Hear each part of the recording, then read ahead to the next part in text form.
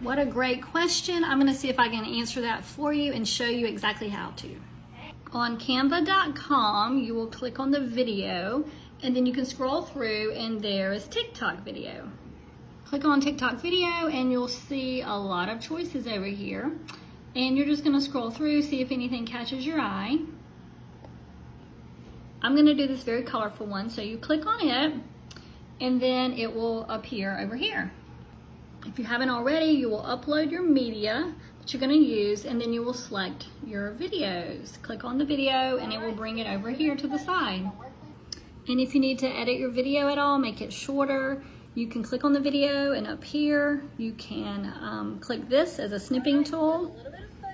And then over here, you will just drag it over to the length you'd like it to be. You see it just plays it in a loop. So if you, all right, so that's how you do that. Now also you might want to change your video and crop it a little bit, or you see you have this in the background, so you can move it so it would fit into that phone like that, which was like the original. So there's a little bit of footage I'm going to work with to create my video. And there you have your video.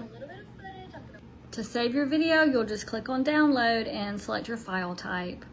Okay, so I hope that explanation helped. Be sure to follow for more tips to make money online.